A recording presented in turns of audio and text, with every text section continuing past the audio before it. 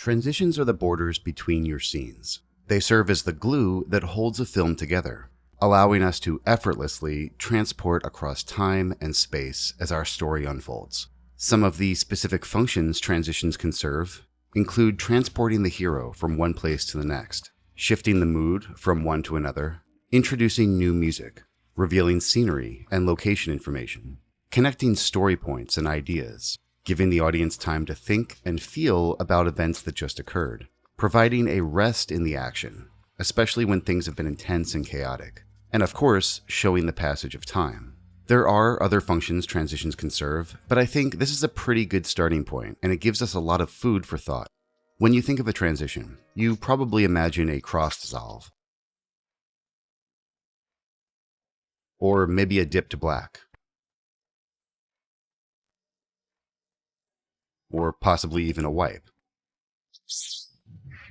Though, if you're using transitional wipes on a regular basis, we should probably have a talk. The fact is, though, the vast majority of film transitions should be much subtler and hidden than these overt visual devices. More often than not, a transition is a simple cut from one scene to the next. Now, I should point out that simple does not always equal easy.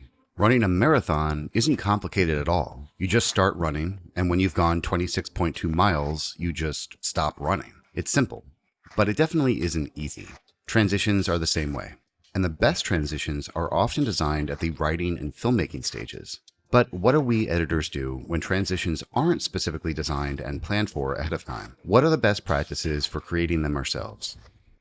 Okay, so I want to give you a handful of transition tips that are going to cover you in the vast majority of situations. Let's start with the picture. First, you'll want to use mostly hard cuts, as we've already mentioned. They're quicker, more invisible, and less disruptive to the flow of the film. Save the dips to black and the long cross dissolves for the few times you might have a big transitional story moment, if they're even appropriate then. We'll come back to this. Second, vary your shot size to create visual contrast across the transition, unless you're specifically going for an artistic or symbolic effect like a match cut. Without this contrast, things can get confusing and your viewer might not understand that we've changed locations or times. So for starters, you've always got the option of cutting out of your first scene from any non-wide shot to a wide establishing shot at the start of the new scene. Also, don't be afraid to use your wide shots within the same location to create a transition, often for the purpose of showing time passing, kind of like we have here, when we cut from a medium shot on Forrest and Jenny in a tree during the late afternoon to a wide shot of the pair in the same tree later at night.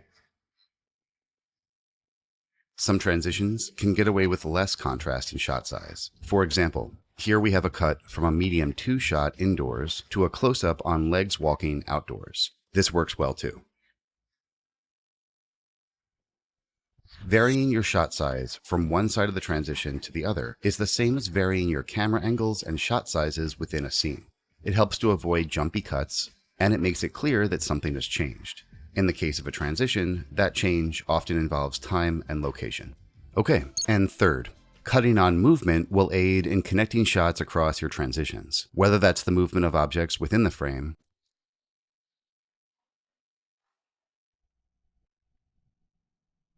or the camera itself.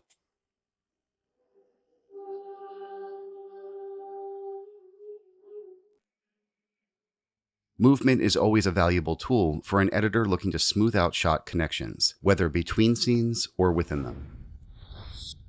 Alright, so now let's look at some things you can do with your sound when crafting your transitions. If you're looking for a smooth transition, you'll want to pre-lap your audio before the transition.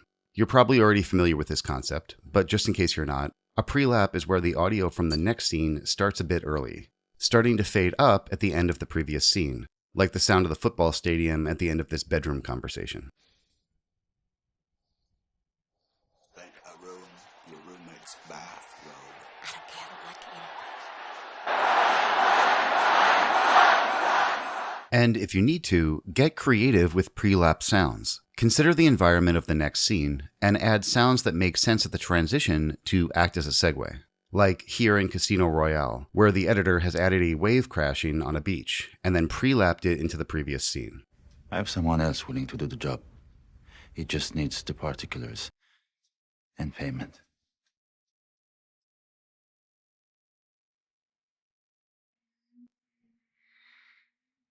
Even though this bedroom scene doesn't show any waves crashing, it's supposed to be a beachfront villa, so the effect makes sense and it does a great job in helping with the transition.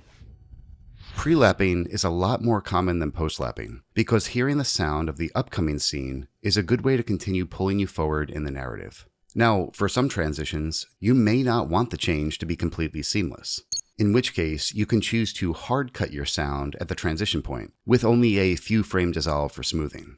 Sometimes you may do this to jar the viewer, like here. What? No, for one.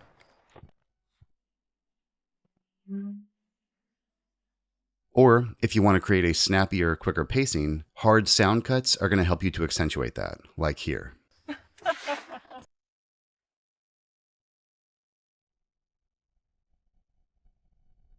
Okay, so for our last sound component when crafting transitions, of course, you've got the music.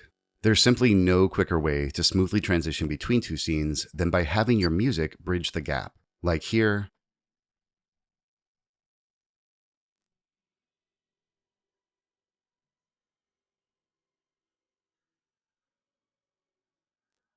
and here.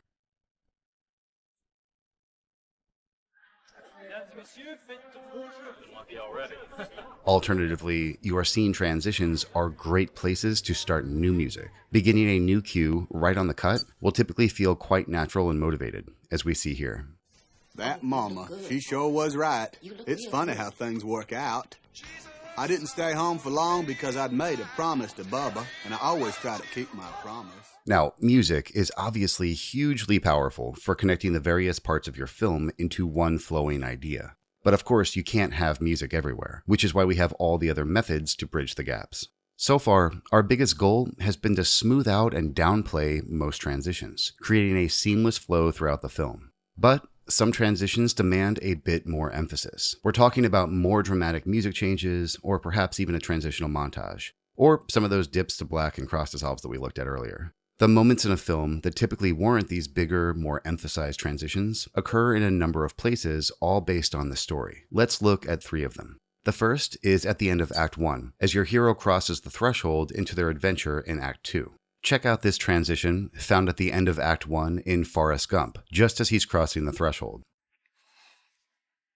You come back safe to me. Do you hear?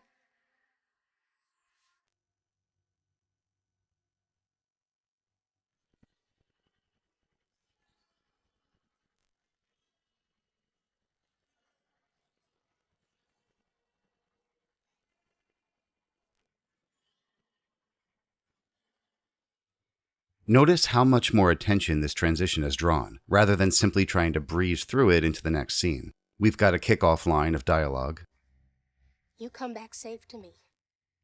Do you hear? and the beginning of a new music cue, as we cut away to a big shot at the start of Act 2. Also, near the end of Act 2, where the hero is at rock bottom during their biggest challenge, right before they succeed in the climax, this is another location of a big transition. It's going to give the audience time to absorb and feel the hero's pain and despair for a moment, heightening the ultimate joy of their upcoming triumph. Again, Forrest Gump provides us with a great example of this, as we see Forrest after his childhood love Jenny leaves him. What follows is a big music-up transitional montage narrated by him.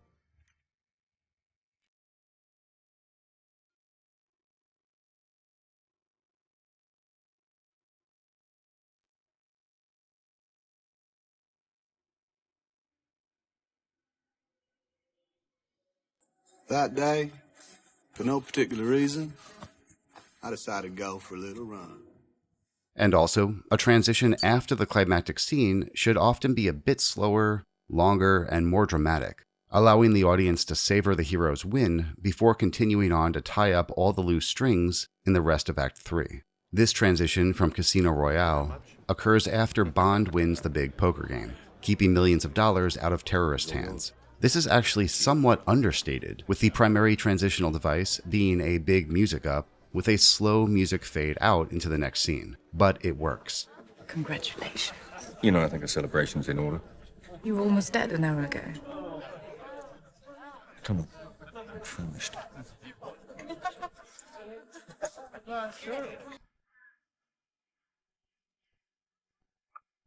As I mentioned earlier, these more significant transition locations in a film are also where you might find the use of things like dips to black,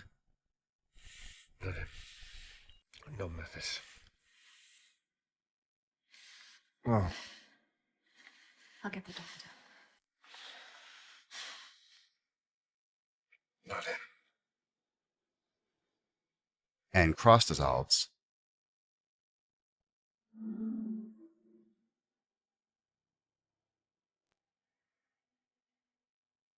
as they tend to create more obvious separations between the sections of the story, and in these locations, that can be okay. That said, there's no rule that dips and dissolves ever really need to be used, and many films are able to move through the footage without the need to lean on what could be considered editorial crutches, like these. So now that we've really explored the role of transitions and how we can get them working for us, let's dive back into our feature and see what we can do with them. Coming up in the next lesson, I'm going to be passing things back over to Brian as he walks you through the transition editing stage of our film. All right, we'll see you in a bit.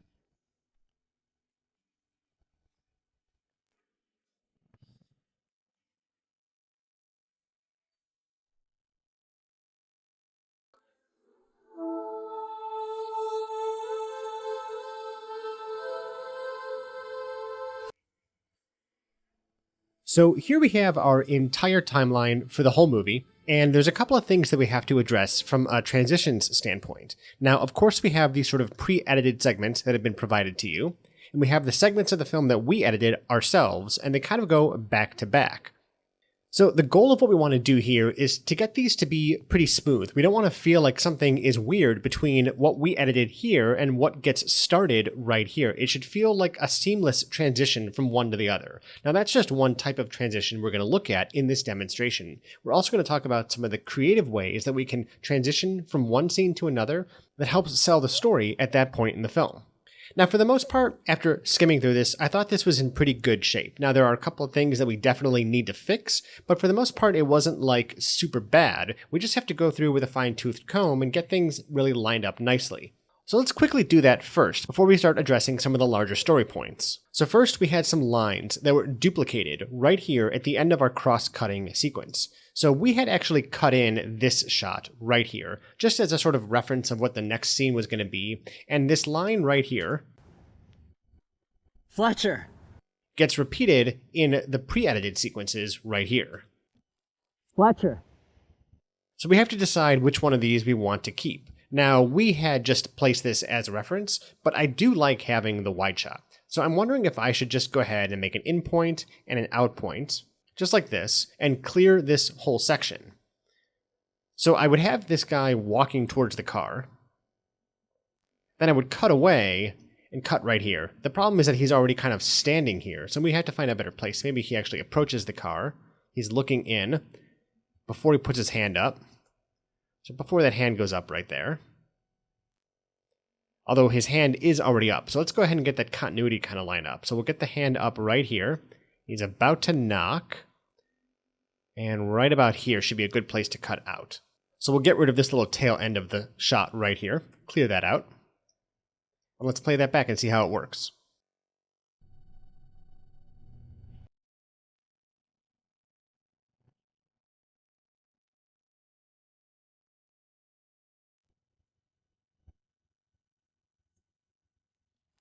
Fletcher. That's pretty good. I think it helps tell the story a little bit. I like this wide shot. We could probably even start to mess around with the timing and pacing of our scene if we wanted to and make this a little bit shorter. It feels a little bit too long. But for now, I'll let you kind of mess around with that and find the pacing that you think is right. For our purposes, I just wanted to get this transition to line up. Now, something else I want to mention, our timeline is pretty large, and at the very bottom of it are those stems that we cut in. So you might have to actually bring those stems out a little bit to make sure you get all of the audio, and then kind of fade them in. And then here at the end of this, we might want to fade some of this out just a little bit. Just like that. So be conscientious of all of the audio in your timeline. Make sure you go all the way down to the very bottom of your timeline, and also check out at the very top of your timeline to make sure you've gotten all the tracks covered. You could always go ahead and expand and contract the tracks so you can see more of them. That might help. I'm going to leave it like this for now, because I think it's going to be easier for us to see the entirety of everything in our sequence. So let's check out that transition one more time. Fletcher. That's a little bit better. Okay, so the next thing we have to look at is back here after our graveyard sequence. Now, we had just cut in the stems at the very moment where they were supposed to cut in, and we left off a little bit of this extra audio, which I think is him yelling Paul. Let's listen to it. Paul! Yeah, so it's Alex yelling Paul from a previous scene from the pre-edited movie. Now, we could try to just extend it and see what happens. You know, because Alex is here, he kind of walks out of frame. Paul! It's a little weird. I don't think we need to do it. Let's go ahead and get rid of that. Paul! So let's just trim this up here. Now we are leaving a gap of dead air here, so we got to be careful of that. We may have to do a little bit of audio mixing here to get this to sound just right. Alternatively, we could actually just cut a little bit later into this pre-edited sequence. So something like this might be nice.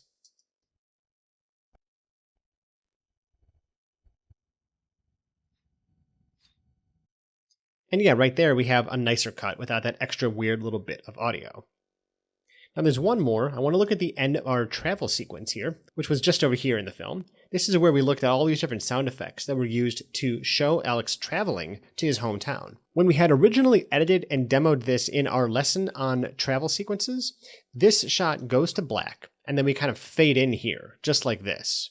However, it's very possible that when you were bringing in the pre-edited scenes and cutting them into your master timeline, you noticed that you already had some of the pre-edited scene at the end of your travel sequence. And it's very possible that, let's just say, for example, you chose to cut right here at this edit. So you brought in the pre-edited scene, you made a cut right here, just like this, on this edit point right here in the pre-edited scene, and you butted them up next to each other. And then you went ahead and dragged it out to line it up. So what you would end up with is something that looks kind of like this, where you don't have that transition any longer.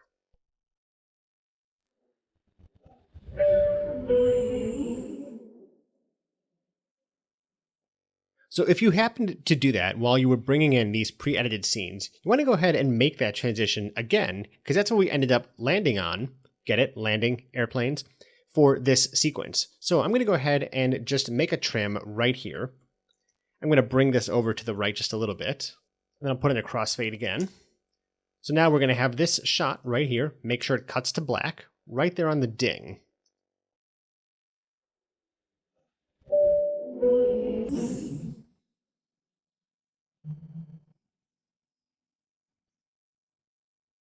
And then we fade up into the airport.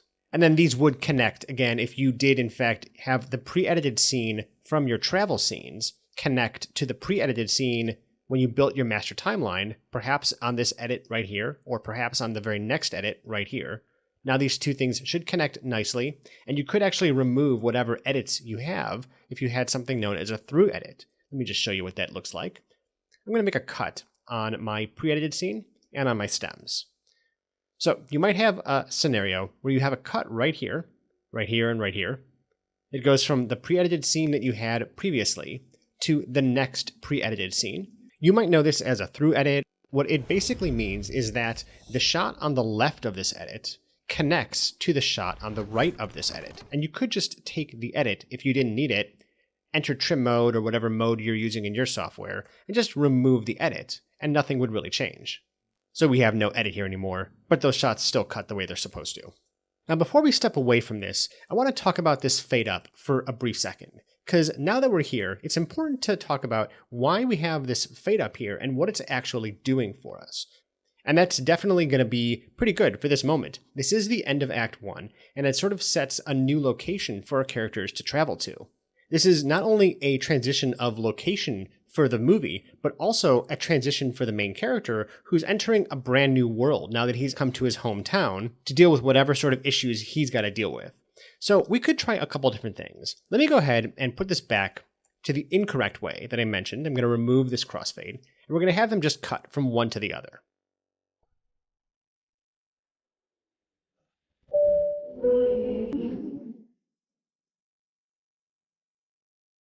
And aside from the fact that it doesn't quite work as well from a travel perspective, it also doesn't have as much emphasis from a story perspective. So that cut to black, and then the fade in from black, do sort of tell us something about what's happening in the story at that moment. Something has sort of fundamentally changed. It's the first time our film has cut to black. That fade up gives the audience a little bit of time to kind of catch their breath and think about what's going on.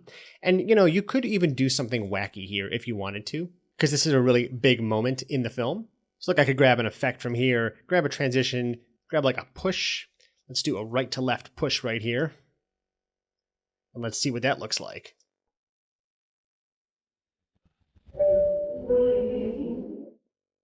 I mean, it's great. I wouldn't use it, but, to each his own, right?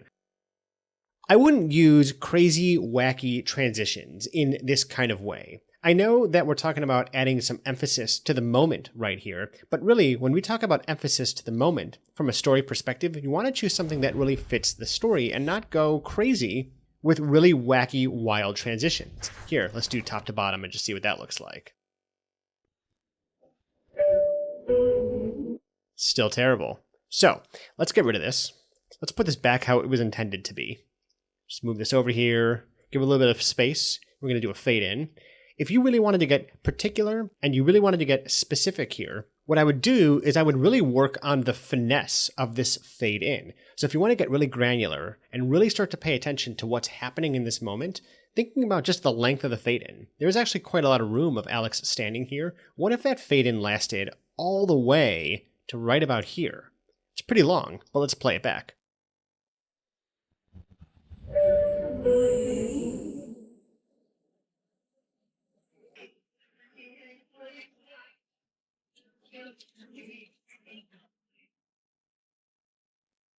And it's kind of interesting. It does tell us a little bit something different than when we had the fade in be, let's say, half the length, like this.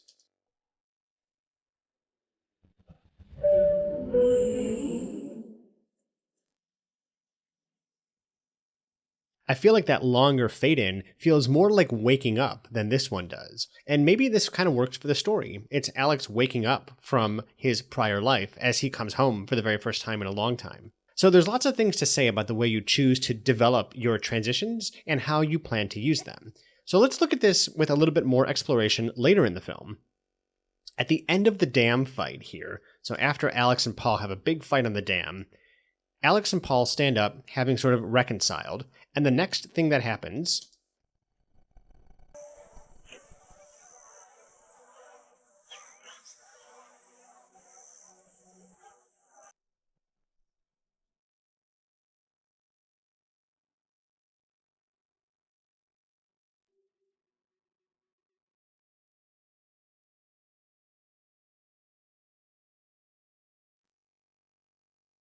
and there we go.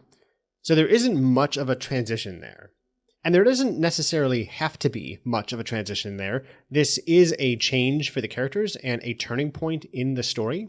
But, doing too many of these kind of wacky, wild, or advanced sort of transitional cuts doesn't always make it a better edit. Sometimes it just means you're experimenting and trying things out that might work, even if they don't ultimately end up working for you. Let's just do a little push right here and see how that plays.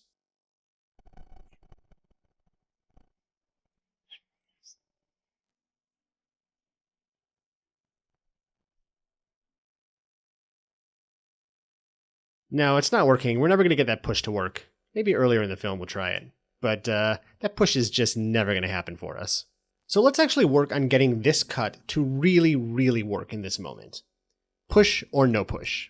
So let me go back to my bin here. The first thing that I feel like we're missing from the stem is that we don't have any actual audio of them in the car, even though our music kind of fades out, leaving them to be driving.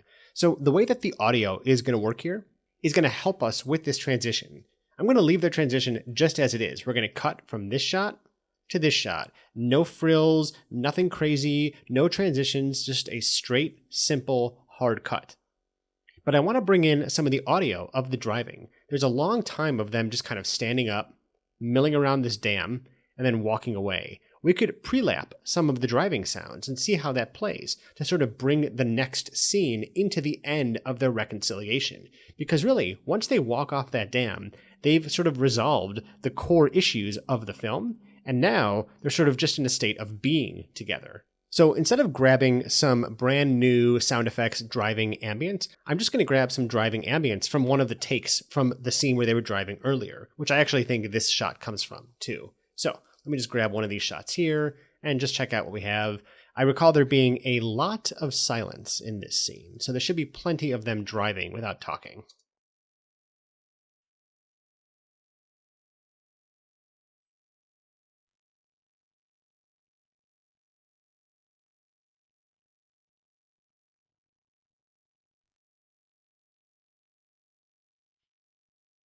That is an awkward car ride.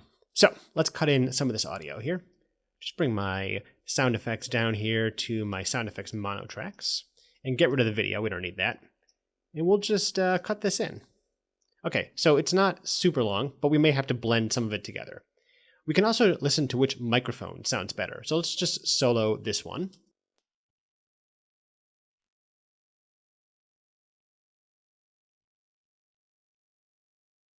And then let's just solo this one. And I think this one sounds a little bit more like it's a lavalier on somebody, so let's just get rid of this track entirely. And we'll just work with this first track here. I want to make sure that we're not going to hear any of the dialogue. Let me just solo this, drag this out just a little bit. I'm going to increase its volume as well.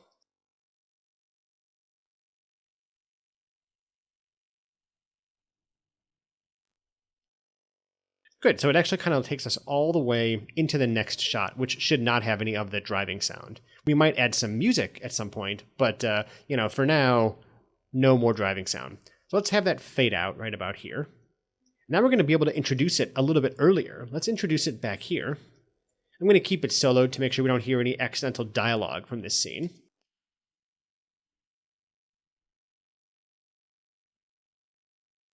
And that's good. So let's have it fade in. We'll unsolo that and listen to the whole thing now.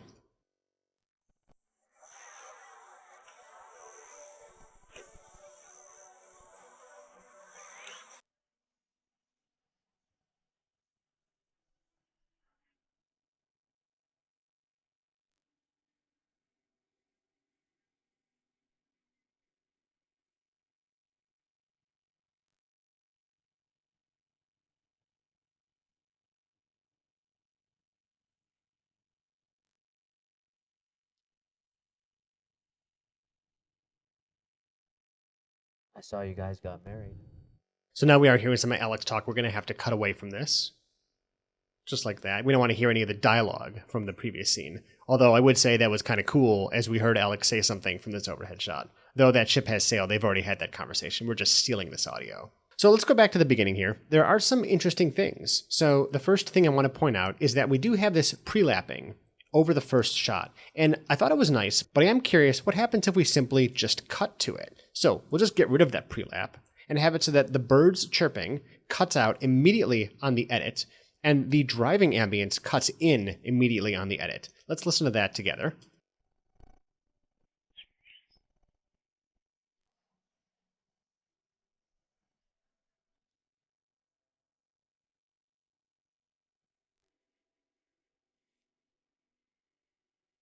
So it kind of works that way.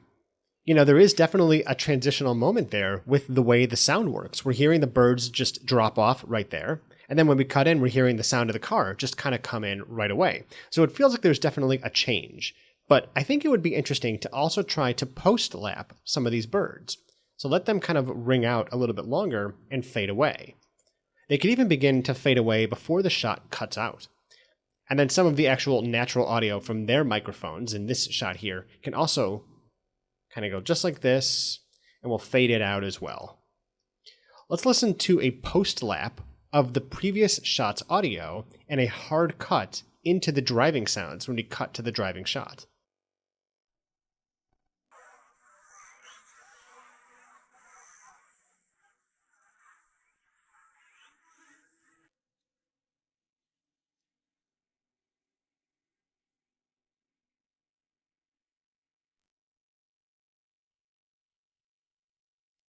That's kind of interesting, but now it does feel just a little bit janky, and we should actually bring in just a little bit of a subtle crossfade here. We don't want to have that super hard popping audio. So just a little crossfade right here should take care of that.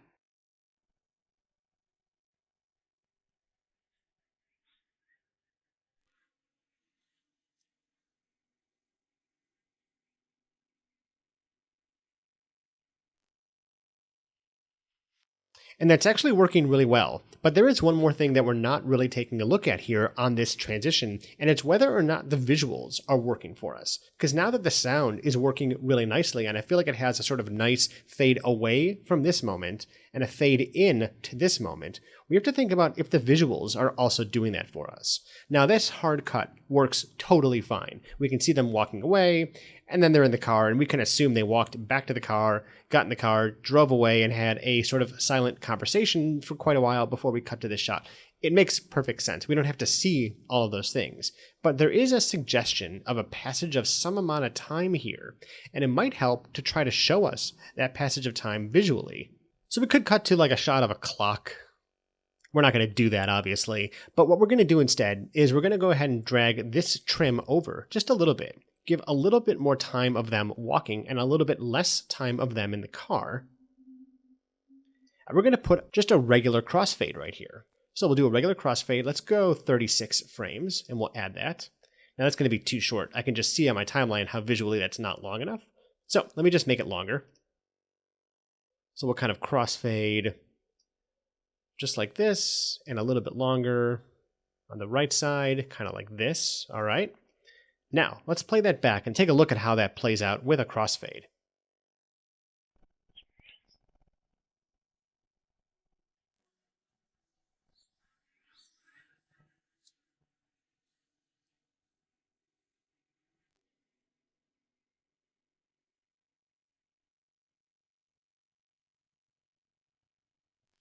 Now, after seeing it with the crossfade, I would argue that any of these options are really good options for this part of the story.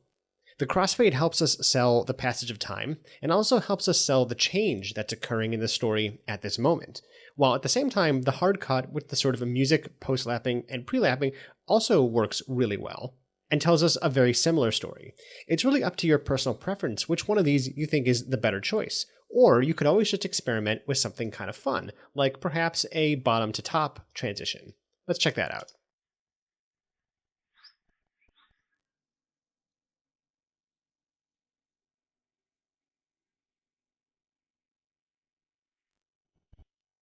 All right, I think we finally got it. That is absolutely the transition that we're going to go with for this cut. I think it works perfectly. I am kidding. Don't do that. It's a terrible idea and it looks awful. Stick with the nice crossfade. I think this works really well for this moment, and it helps sort of show the passage of time and the change from the climax of the film into the epilogue of the film. This is a good way for audiences to kind of catch their breath after a very emotionally powerful moment before we come into the end of the film here with a little bit of leftover dialogue and some light music. It's also important to note that if you decide to use something like a crossfade in a moment like this, you're also signifying something important is happening to the audience. Because if your entire film is sort of devoid of these sort of crossfade feelings, when you eventually do have one, people will take notice and they'll wonder why that crossfade is being used. Even if they don't know consciously why you're doing it, there's sort of a subconscious way of thinking visually that makes people go, oh, something is very important about the way that this scene is playing out. So this is a good way to sort of visually signify a change in the story or a change in the characters. Just don't do it too often, and be very cautious not to use something crazy like a push. And I wonder if we could use a peel instead. Just for fun, let's give it a shot. I'm not going to play the whole thing. It's really terrible. Please don't use a peel, a push, a wipe, a slide, a star wipe, whatever you call it. I wouldn't use them. So now one last thing before we step out of this lesson here. I want to make sure that you go through all of your transitions and give this sort of thought to each one of them. So as you exit this scene here, for example, Roger. that cut works great. You know, it plays very nicely. You might not have to change anything, but really give it the attention it needs to make sure that you are getting the cuts in just the right place and the audio is sounding nice. Same thing with entering scenes. At the end of this pre-edited scene here, we enter our footage that we cut together. So make sure that those come together nicely. So exiting our scenes and then entering our scenes. So coming out of the airport here and then into the Foley lesson that we did. Make sure this kind of lines up nicely, especially with the sound effects. You might even take a note from what we just did and bring in some of these sort of ambient sounds and fade them in, just like this.